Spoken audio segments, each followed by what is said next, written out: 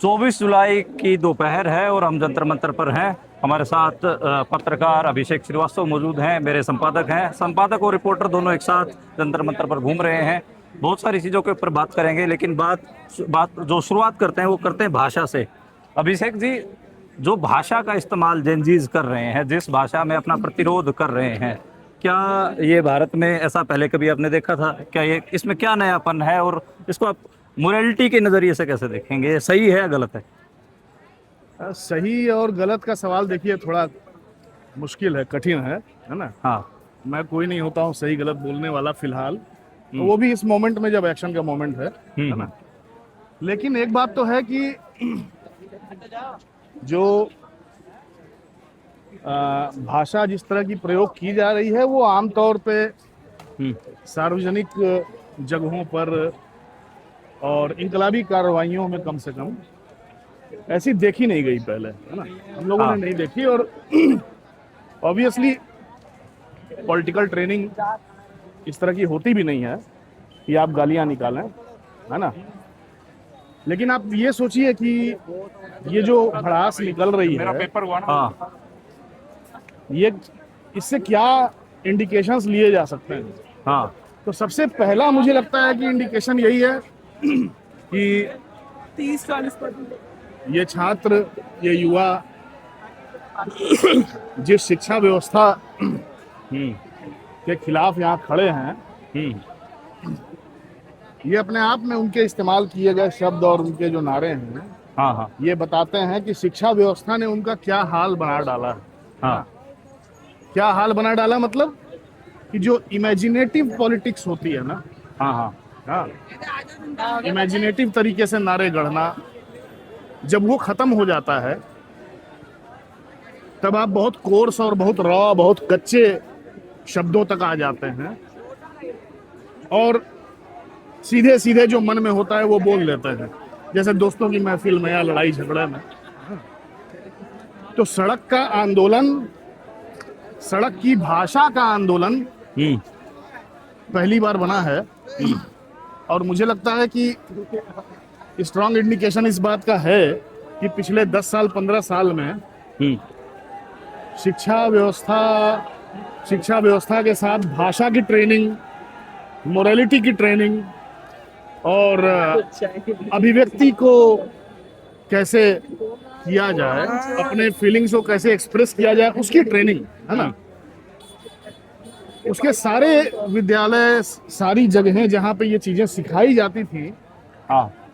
इस सत्ता ने, इस सरकार ने उन तमाम जगहों पे ताला लटका दिया है। ये हम शायद ये लाइन में लग गए हैं। अच्छा, अच्छा, ताला लटका दिया। उन जगहों पे ताला लग गया है तो जाहिर सी बात है कि फिर जो मन में आएगा वो बोलेंगे, है ना।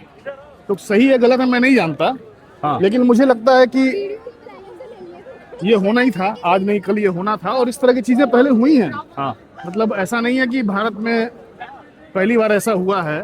कल हम लोग बात कर रहे थे ना, वो जफर जटली जो आप बोल रहे हैं। हाँ, मैं यही पूछना चाह रहा था कि क्या हुक्मरानों को पहले गालियां नहीं दी गई? बिल्कुल, बिल्कुल। क्या सत्ता में जो बैठे होते हैं?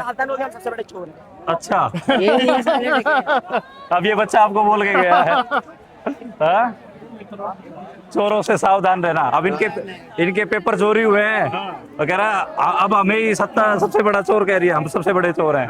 तो तंज भी कस के गया है और एक रियलिटी भी बता के गया है। पता नहीं इसको किस खाते में डालेंगे। सही है, मतलब किसी खाते में डालने की जरूरत क्या है। मतलब उसको आप फेस वैल्यू पे लीजिए, जो है सो है। तो ये जैसे आप बता रहे थे कि जो क्या पहली बार ऐसा हो रहा है कि हुक्मरानों को गालियां दी जा रही है, पहले भी दी जाती रही है?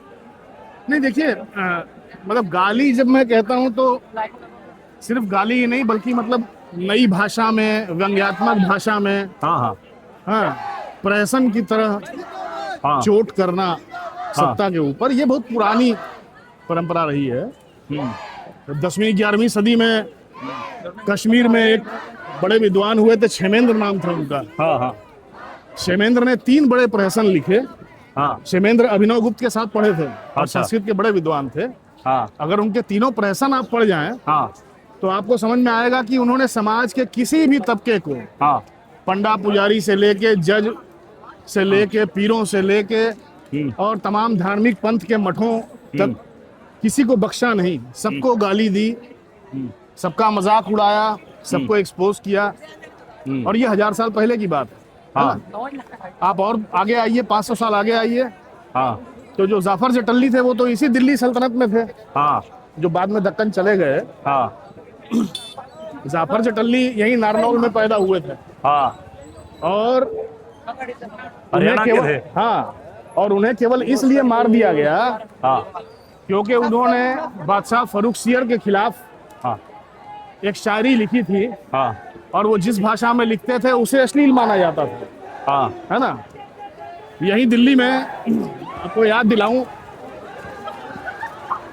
ये स्टैम्पेड जैसा माहौल कई बार होता है। हाँ। वहाँ से पीछे से बच्चे भाग के आते हैं खाम खाई, कोई नहीं नारे लगाते हुए। कोई नहीं। और ये इनका मजे का मामला होता है, मजे का तो मामला होता है, लेकिन इसमें कोई किसी के गिर के चोट लग सकती है। अब ऐसा लगता है कि जैसे पुलिस ने लाठीचार्ज कर दिया हो। कोई हालांकि आइडिया नहीं ना है कहाँ से क्या हो रहा है भाई। हाँ। कोई अफवाह उड़ जाती है, कल भी ऐसे ही हुआ था, परसों भी ऐसे ही हुआ था। मैं और सरोज कल फंस गए थे इसमें। तो खैर यही मुझे याद आ रहा है कि हम लोग जिस जगह खड़े हैं ना, यही संसद मार्ग में ना, संसद थाने में हाँ अली जावेद अरेस्ट हुए थे। हाँ मरहूम अली जावेद। हाँ अब हमारे बीच में नहीं है, जी। दिल्ली यूनिवर्सिटी में पढ़ाते थे। जी। हाँ और हम लोग अली जावेद जी के रिलीज के लिए संसद मार्ग थाने के बाहर खड़े थे लगातार। हाँ तो फिर और उन्होंने, मतलब संदर्भ ये है हाँ कि उनके ऊपर आरोप लगा था कि उन्होंने जो है प्रेस क्लब का हॉल बुक करवाया है किसी ऐसे कार्यक्रम के लिए जिसमें नारे लगे हैं, अच्छा मतलब आज़ादी के नारे लगे, उसके लिए बुक करवाया। इस आरोप में उठा लिया पुलिस ने। हाँ और अली जावेद ही थे देश में इकलौते जिन्होंने जाफर जटल्ली पे पीएचडी की है। अच्छा हाँ, तो मतलब इनफैक्ट बहुत से लोगों को जाफर जटल्ली के बारे में अली जावेद के माध्यम से पता चला। अच्छा अगर आप उनके बारे में खोजेंगे, जाफर जटल्ली की शायरियों के बारे में हाँ जो अश्लील और असंसदीय भाषा में लिखी गई हाँ सत्ता के खिलाफ, हाँ तो सारे रेफरेंसेस आपको अली जावेद के मिलेंगे। हाँ। हाँ तो मतलब कहने का अर्थ कि जो परंपरा है भाषा और आंदोलन की, हाँ वो कोई स्थिर परंपरा नहीं, हाँ है ना। किसी एक सरकारी भाषा में ही हाँ कोई सरकारी फॉर्मेट हो, ऐसा नहीं हाँ, है। कोई ऐसी भाषा नहीं है। और जब भाषा की चादर उठ जाए, हाँ मतलब मर्यादा की चादर जब उठ जाए भाषा पर से, हाँ हाँ, तब आप समझिए कि अब इमेजिनेशन की बहुत गुंजाइश नहीं रह गई। हाँ अब जो है सो है, जो भीतर है वो बाहर है, जो बाहर है वो भीतर है ना। हाँ तो ये जो हमें दिखाई पड़ रहा है, हाँ इसकी कोई लेयर्स नहीं है भाषा के मामले में। हाँ हाँ, इन्होंने कोई अभिनय नहीं किया है। हाँ भाई मुझे याद है कुछ साल पहले तक, मतलब 12-15 साल पहले, हाँ हम लोग कभी कभी किसी आंदोलन में मुर्दाबाद बोलते थे, तो कुछ सीनियर लोग चुप कराते थे, नहीं we don't want anyone to die, हाँ मुर्दाबाद नहीं बोलना है। हाँ तो इतना मतलब वो उस पे सेंसर था। हाँ हाँ अब देखिए मतलब क्या क्या नारे लग रहे हैं, कहने की जरूरत नहीं है ना। हाँ तो मैं आपसे, जैसे मर्यादा की चादर आप कह रहे हो कि जो उगड़ गई है, जिसमें जेनजीज तमाम तरीके से नरेंद्र मोदी, अमित शाह और धर्मेंद्र प्रधान को नहीं छोड़ रहे हैं, ऐसी ऐसी गालियां दे रहे हैं जो कभी सोची नहीं थी, और ऐसे मीम बना रहे हैं। मीम जनरेशन है कि उसका मुकाबला बीजेपी की आईटी सेल नहीं कर सकती है, इनके पास जो कंटेंट और क्रिएटिविटी है। तो ये मर्यादा की चादर आपको क्या लगता है किस दिन उगड़ी, किस वजह से उगड़ी? इन्हीं के कारण, इस सत्ता के कारण ही, है ना। अच्छा, ये सत्ता जो है, ये सत्ता क्या 20 तारीख को ब्रेकिंग, 20 जुलाई वो डेट थी जिसके कारण ज्यादा गुस्सा भरा इन दिन? नहीं, ये बिल्कुल सच बात है कि अगर उस पड़ाव को आप देखें, हाँ तो 20 तारीख को जो रिप्रेशन हुआ, हाँ, उसके बाद सब्र का बांध टूट गया। हाँ, वरना 20 के पहले के अगर आप फुटेज देखें, विजुअल्स देखें, तो ऐसे प्लेकार्ड्स, ऐसे पोस्टर्स, ऐसे नारे गाली गलौज वाले नहीं थे। ठीक है। हाँ। तो वो एक पॉइंट था, और इन्होंने खुद किया है ऐसा, है ना, पुलिस ने और सरकार ने, हाँ, हुकूमत खुद ने। किया है। हाँ, और दूसरा एक तो ये पॉइंट है, मतलब ब्रेक पॉइंट है। हाँ दूसरा ये है कि पिछले 10 साल 12 साल में मैं छोटे बच्चों को पढ़ाता हूँ। हाँ। अब मैंने देखा है कि कोरोना के बाद हाँ पढ़ाई का स्तर जिस तरह गिरा है, हाँ। हाँ, और बदतमीजी का स्तर जिस तरह बढ़ा हाँ है ना, बदतमीजी मतलब जब मैं कह रहा हूं तो स्कूल और स्कूल सिस्टम के दायरे के भीतर हाँ जिसको पावर के खिलाफ एक्शन या भाषा कहा जाता है, हाँ उस तरह की बदतमीजी, सामने वाले का लिहाज न करना, हाँ, हाँ जो पुराने वो नॉर्म्स हैं सामाजिक, हाँ, हाँ कि चलो हम असहमत भी हैं बड़े से तो बड़े की उम्र का लिहाज करके चुप रह जाएं। हाँ, वो मिलीनियर्स कर लेते थे, ये नहीं करते हैं। हाँ मतलब ये था, मतलब 2010 तक भी था, हाँ। है ना। पिछले 10-15 साल में ये टूटा है, ये जिंक्स टूटा है। हाँ सही है गलत है मैं नहीं कुछ कहूंगा, हाँ। इस पे कोई टिप्पणी करने का मतलब नहीं है। हाँ, क्योंकि बड़ों ने भी कोई बहुत बड़ी क्रांति करनी थी, उन्होंने भी यही, वो जो अधेड़ हैं, अंकल टाइप लोग हैं, जो कहते हैं कि मोदी मेरे साथ कुछ भी कर ले लेकिन वोट मोदी को ही दूंगा टाइप। नहीं, सवाल उसका भी नहीं है, उनकी भाषा भी तो देखिए, उनकी भाषा कौन सी बहुत अच्छी है। हाँ हाँ। हैं? आप कह भाई रहे यही इसी दिल्ली में 6 साल पहले सड़क पे उतर के इन्होंने गोली मारो सालों को नारा लगाया था ना, हाँ हाँ हाँ तब कौन सी वो भद्र भाषा थी, हैं? हाँ संसद में कौन सी भद्र भाषा का इस्तेमाल होता है। हाँ, जो रमेश बिदुड़ी ने जो बोला। हाँ हाँ, तो ऊपर से जो आएगा वही तो नीचे तक रिस्क के जाएगा। हाँ तो जैसा समाज इस सत्ता ने बनाया है हाँ वो अब रिबाउंड कर गया है, हाँ, और ठीक इन्हीं है। के खिलाफ खड़ा हो गया है। इन्हीं के खिलाफ खड़ा हो गया है। हाँ, इसको क्या बोलते हो, रिफ्लेक्शन मिरर क्या बोलते हैं इसको। हाँ, जो कह लीजिए उसको। हाँ। हाँ। तो ये इनका बनाया हुआ है, ये इसमें बच्चों की कोई गलती नहीं है, युवाओं की कोई गलती नहीं है। युवाओं के पास जो है, युवाओं के पास भाषा है, गाली है, हाँ, सेक्सुअल शब्द हैं, वो उन्हीं को हथियार बना के लड़ रहे हैं। आप तो बनारसी हैं। हाँ, आपके लिए तो ये सब नया नहीं है, बनारस में तो भगवान को भी। देखिए ऐसा है कि नया कुछ भी नहीं है। हाँ, हाँ, नया तो जो जफर जटल्ली के यहाँ जो शब्द थे वही शब्द हैं, अच्छा। नया कुछ नहीं है। हाँ केवल मामला ये है कि किन शब्दों का किन दायरों में प्रयोग करना है, हाँ इसका सेंस। हाँ तो वो सेंस जो परंपरागत था, हाँ वो परंपरागत सेंस आज भी बनारस में है। आप छोटे शहरों के फुटेज उठा के देखिए, इसमें मैं पटना में या बनारस में या इलाहाबाद में हाँ। आपको ऐसे नारे या प्लेकार्ड नहीं मिलेंगे। अभी भी वहाँ थोड़ा अंतर है। नहीं, पर मैं जैसे काशीनाथ सिंह का जो काशी काशी है, हाँ या फिर जो पप्पू की चाय की दुकान है, हाँ। या फिर गजब चूतिए हो ये कह देना, या फिर काशी में तो ये बोला जाता कि भगवान को भी गाली। ठीक है, हाँ सही है, लेकिन वो आप उसी बनारस, वही बनारसी आदमी हो। निश्चित तौर पर हैं। हाँ। लेकिन आपने मुझे कभी भी सार्वजनिक दायरे में किसी पॉलिटिकल कार्रवाई में वैसी भाषा का इस्तेमाल करते नहीं देखा होगा। नहीं देखा। कहीं मैंने लिखा नहीं। हाँ नहीं। मैंने आज तक इतने साल में हाँ फेंकू और पप्पू जैसे शब्दों का भी प्रयोग नहीं किया, हाँ। लिखित में और बोलने में। हाँ क्योंकि मुझे पता है कि साहित्य की भाषा क्या है, पत्रकारिता की भाषा क्या है, राजनीति की भाषा क्या है, और निजी दायरे में, दोस्ती यारी में, या एक शहर के प्रिसिंक्ट में रहते हुए वहाँ के संस्कृति के हिसाब से बरतने वाली भाषा क्या है, ये अंतर पता है मुझे ना। अच्छा, एक सवाल ये है, तो भाषा के ऊपर हमारी बात हुई और इसके बारे में बात हुई, जफर जटल्ली साहब का जिक्र भी आया, तमाम जो आपने बताया कि कैसे सत्ता ने ही ये शब्द सिखाए हैं जो अब बच्चे उनके खिलाफ इस्तेमाल कर रहे हैं। इस आंदोलन को लेकर उम्मीदें बढ़ी हैं लोगों में, लेकिन एक चिंता भी है कि लीडरलेस आंदोलन दिख रहा है कि कोई ऐसे दूर का राजनीतिक एजेंडा नहीं है। तो क्या आपको लगता है कि ये ऐसे ही खत्म होकर रह जाएगा या फिर चलेगा? देखिए ऐसा है कि ये जो अपने आप उभरने वाला जो आंदोलन है, स्वयं स्फूर्त किस्म के आंदोलन या प्रोटेस्ट, इनको शुरू हुए 15 साल हो गया है ना, कोई नई परिघटना नहीं है। अंतर इस बार मुझे लगता है ये आया है कि इस बार बहुत विजिबल लीडरशिप नहीं दिखाई पड़ रही, या ये कहिए कि जिस लीडरशिप ने शुरू किया वो लीडरशिप पीछे रह गई और आंदोलन आगे चला गया। 2010-11 में जितने भी आंदोलन हुए वो भी सारे प्रायोजित थे, मैन्युफैक्चर्ड आंदोलन थे, लेकिन उनकी लीडरशिप टिकी रही। लीडरशिप ने आंदोलन को अपने हद से आगे नहीं बढ़ने दिया। ये आंदोलन बिना कोई टिप्पणी किए लीडरशिप को पीछे छोड़ चुका है, ठीक है, इसीलिए हेडलेस दिख रहा है।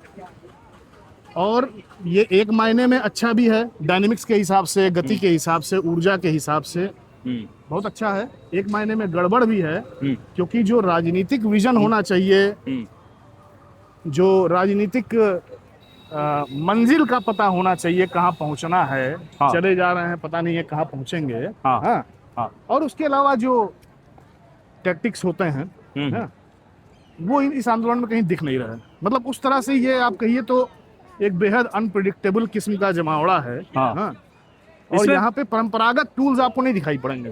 हाँ, तो इसमें जैसे मैं प्रोफेसर अजय गुड़ावर्दी हैं, हाँ। पॉलिटिकल साइंस पढ़ाते हैं जेएनयू में। उनका मैं सुन रहा था जब जेएनयू में आंदोलन चल रहा था, तो उन्होंने कहा कि रेजिस्टेंस इन पॉपुलिस्ट टाइम, हाँ, और जो पॉपुलिस्ट सरकारें हैं वो अनप्रिडिक्टेबल आंदोलनों से बहुत डरती हैं। जैसे ही उन्हें कोई आंदोलन ऐसा दिखता है कि ये तो बहुत, इसको तो हम काबू कर लेंगे, ये 10 बजे आएंगे पुतला फूकने, 2 बजे बैठ के वापस चले जाएंगे, नारे लगाएंगे, तो उनके लिए उतना इंतजाम कर दिया जाता है, परमिशन दे दी जाती है, पुलिस बोलती है कि हाँ भाई इतना कर लो, ठीक है, थोड़ा नारा लगाओगे तो तुम्हें डिटेन करके शाम को छोड़ देंगे। तो वो प्रिडिक्टेबल फॉर्म थी। ये अनप्रिडिक्टेबल फॉर्म है कि पता ही नहीं है पुलिस को कि वो लाठी चलाएंगे तो वापस रिएक्शन होगा, बच्चा कैसा रिएक्ट करेगा। ये अनप्रिडिक्टेबल फॉर्म है, और इससे पॉपुलिस्ट जो लीडर होते हैं वो डरते हैं। तो क्या आपको लगता है कि इसका अनप्रिडिक्टेबल होना भी इसका बड़ा बनने का कारण है, और सत्ता के डर जाने का कारण है कि कल रात को मोदी जी आते हैं कैमरे पे और रात को वीडियो बना के डाल रहे हैं सेल्फी पे, ताम झाम के साथ नहीं, पीछे तिरंगा विरंगा नहीं दिख रहा, सीधे फोन से ऐसे लग रहा है कि खुद ही बना के खुद ही डाल दिए। तो मतलब नई सदरी हालांकि उन्होंने सिलवाई थी, तो क्या पता वो नई सदरी दिखाने आए हो, जो भी है जो हो। हाँ, तो क्या लगता है आपको? नहीं देखो, अनप्रिडिक्टेबिलिटी एक चीज है, हाँ, लेकिन अनडिजाइंड होना एक दूसरी चीज है। हाँ। ना? मतलब अनप्रिडिक्टेबिलिटी जो है वो आपको सरफेस पे दिख रही है ना? हाँ, डिजाइन के लेवल पे हाँ। अगर आप पॉपुलर मूवमेंट्स को देखें, जो लोकप्रिय आंदोलन पिछले 15-20 सालों में उभरे हैं, हाँ, वो हेलो। डिजाइन, रंजीत जा रहे हैं। हाँ, खैर, वो जो डिजाइन है ना पॉपुलर मूवमेंट वाला, हाँ, हाँ, वो राइट विंग का पैदा किया हुआ है। हाँ, वो लेफ्ट का पैदा किया हुआ नहीं है। हाँ, लेफ्ट तो इन पॉपुलर आंदोलनों में अपनी स्पेस बनाने के चक्कर में है, हाँ, और आज से नहीं, लंबे समय से। हाँ।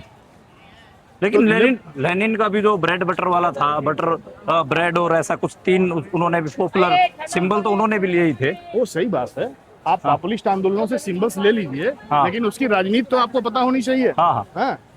तो हम नहीं जानते कि इस आंदोलन की डिजाइन क्या है। हाँ। मैं ये कह रहा हूँ सिर्फ हाँ। कि डिजाइन अगर हो भी इसके हाँ। पीछे कुछ, तो वो मुझे नहीं पता। हाँ? हाँ। हो सकता है समय के साथ सामने आए। हाँ। भाई बहुत से, आप सोचिए 2010 में हाँ, हम लोग लगातार फर्स्ट डे से कह रहे थे हाँ, कि जो एंटी करप्शन मूवमेंट है वो आरएसएस का है, इंटेलिजेंस का है। हाँ। कोई नहीं मान रहा था। हाँ, बहुत से लोग तो 2020 तक नहीं माने, जब तक दिल्ली में दंगा नहीं हो गया। हाँ। हाँ? तो ऐसा होता है कि जो एक्शन का मूवमेंट होता है, हाँ, उस मोमेंट पे आपको नहीं पता होता कि हाँ, हाँ, आप किसी डिजाइन के ट्रैप में हैं या आप स्वयं स्फूर्त तरीके से एक्शन कर रहे हैं, ये आपको नहीं पता होता। बाद में जब एनालिसिस होती है तब चीजें समझ में आती हैं। तो मुझे लगता है कि अभी उस एनालिसिस के लिए कोई जमीन भी नहीं है, सूचनाएं भी नहीं है हमारे पास। हाँ? और अभी कोई वैल्यू जजमेंट देने का समय नहीं है। हाँ? सारी फिलोसोफाइजिंग, सारा पॉलिटिकल एनालिसिस बाद में होगा। अभी का सवाल मेरे लिए केवल ये है कि ये आंदोलन, ये जुटान कहाँ जाएगा। मतलब कि प्राइम लोकेशन देश की दिल्ली का, सेंट्रल दिल्ली जो है, वो पूरा का पूरा जो है भरा हुआ है। हाँ? सरकार चाहती है कि ये खाली हो, कभी नहीं चाहेगी लंबा चले। सरकार दमन करेगी और रिएक्शन होगा। अगर दमन नहीं करती है तो भीड़ बढ़ेगी। ठीक है, एग्जैक्टली ये सिचुएशन जो कैच 22 वाली सिचुएशन है, ये रिजॉल्व कैसे होगी। हाँ, और वो रिजोल्यूशन हमेशा पॉलिटिक्स से होता है। हाँ, रिजोल्यूशन कभी भी ए पॉलिटिकल और राजनीतिक नहीं होता। नहीं होता है। ठीक है, तो मेरे लिए तत्काल सवाल केवल ये है कि इसका रिजोल्यूशन किधर होगा, कैसे होगा। बाकी जो हो रहा है वो तो चल ही रहा है, देख रहे हैं। हाँ, ये नारे बच्चे देखिए हाँ। कितना खतरनाक लगा रहे हैं। हाँ, पोस्ट वो देखिए, गालियां लिखी हुई हैं पोस्ट हाँ, पे।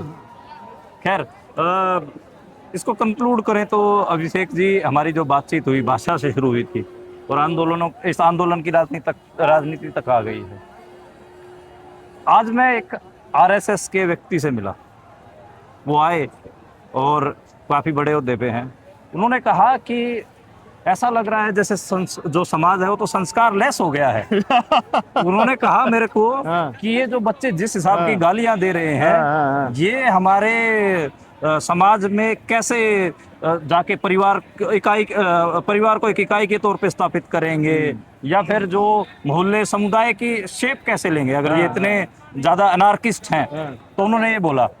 तो ये सवाल कई जगह से आ रहा है। कल हमारे एक रिश्तेदार हैं, बेचारे 50 साल के हैं, तो वो भी इस आंदोलन में आसपास ही नौकरी करते हैं, देखे तो वो भी बेचारे परेशान हो गए। अच्छा। हाँ, तो क्या लग रहा है आपको, जो परेशानी है कि क्या इन्होंने समाज का कोई संस्कार बिगाड़ दिया है बच्चों ने, राजनीति का कोई संस्कार बिगाड़ दिया है?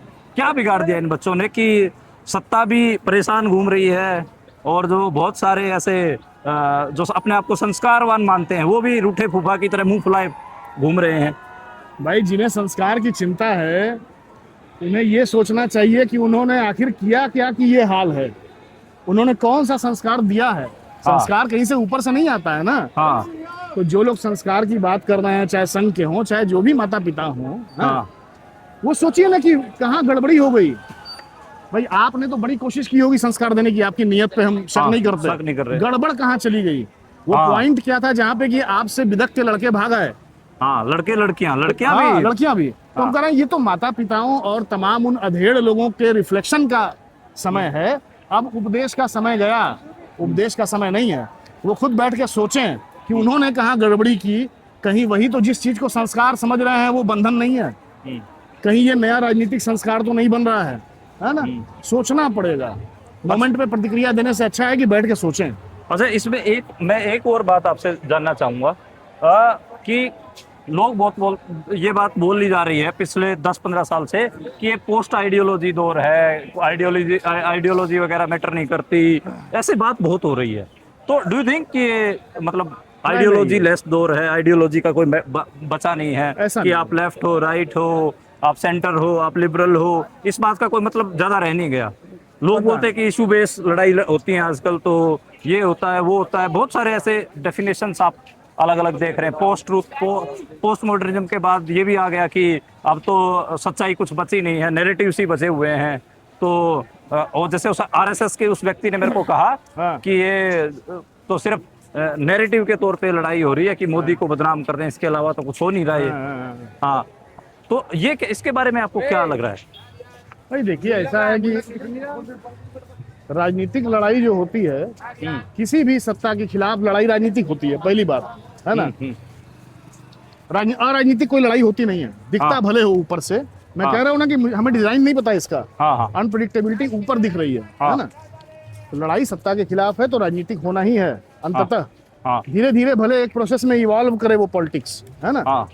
अगर राजनीतिक होगी तो उसके पीछे कोई विचार होगा, विचार होगा, विचारधारा होगी, आइडियोलॉजी होगी, कुछ तो होगा।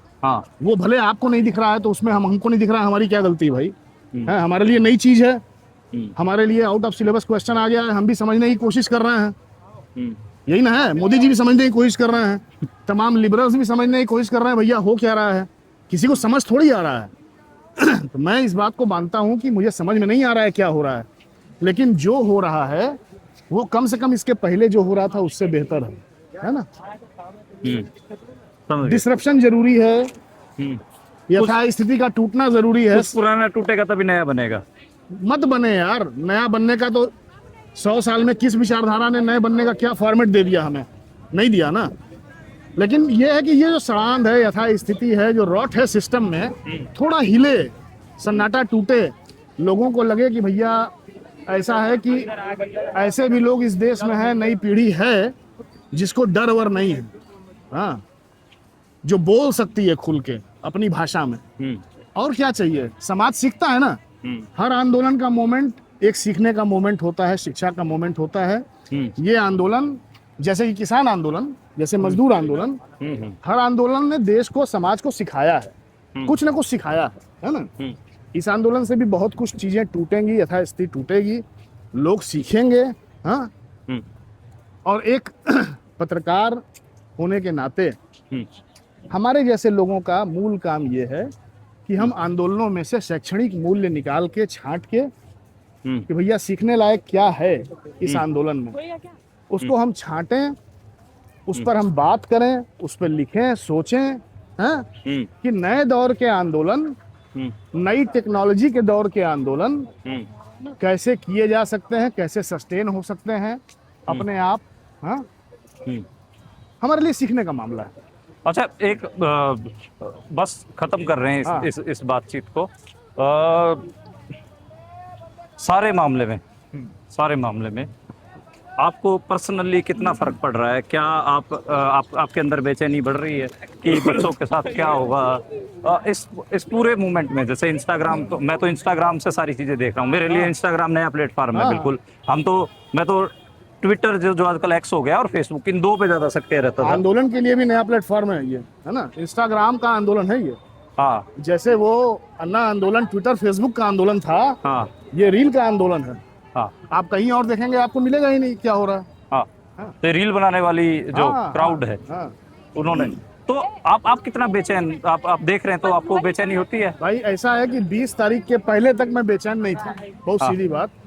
हाँ क्योंकि देखिए, जिन लोगों ने ये शुरू किया, हाँ हाँ, एक मेम के बहाने, कॉकरोच के बहाने चीजें आगे बढ़ी, फिर सोनम वांगचुक आए और सब कुछ। तो चूंकि इतने दिन से हम लोग पढ़ लिख रहे हैं, जानते हैं कौन कैसा है ना, थोड़ा मोड़ा पता है।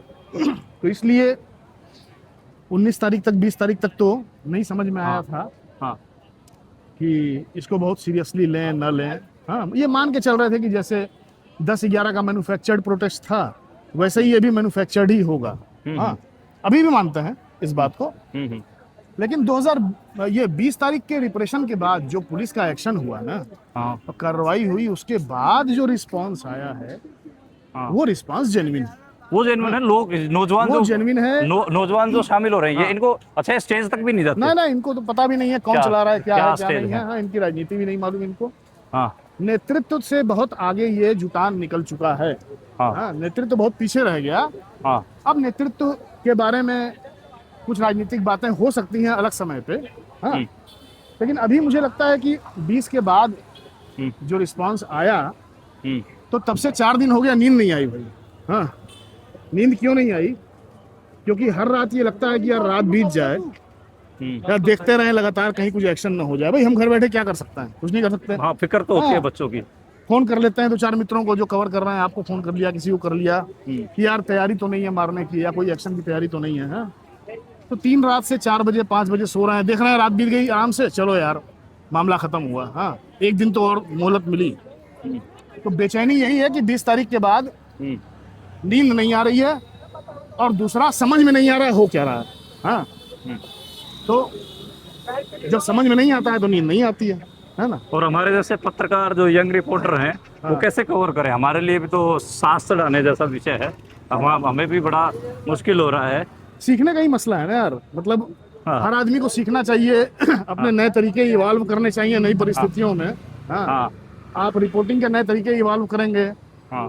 यहाँ तो लड़के ही रिपोर्टर बन गए हैं, जो प्रोटेस्टर्स हैं वही रिपोर्टर हैं। Citizen reporters. हाँ, तो प्रोटेस्टर रिपोर्टर का फर्क खत्म हो चुका है। हाँ, और जो लोग ट्रेडिशनल स्कूल ऑफ जर्नलिज्म में ट्रेंड हैं, हाँ हमारे जैसे लोग, हाँ वो घर पे बैठे हुए हैं और सोच रहे हैं कि इसको कैसे समझें, लिखें, पढ़ें।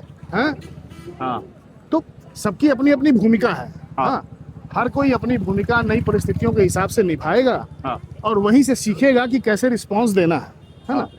इसमें कोई किसी को सिखा नहीं सकता, क्योंकि पता ही नहीं है, टेम्पलेट नहीं है हमारे पास, कोई खाका नहीं है जिसके आधार पे इसको हम रख के समझें कि हो क्या रहा है।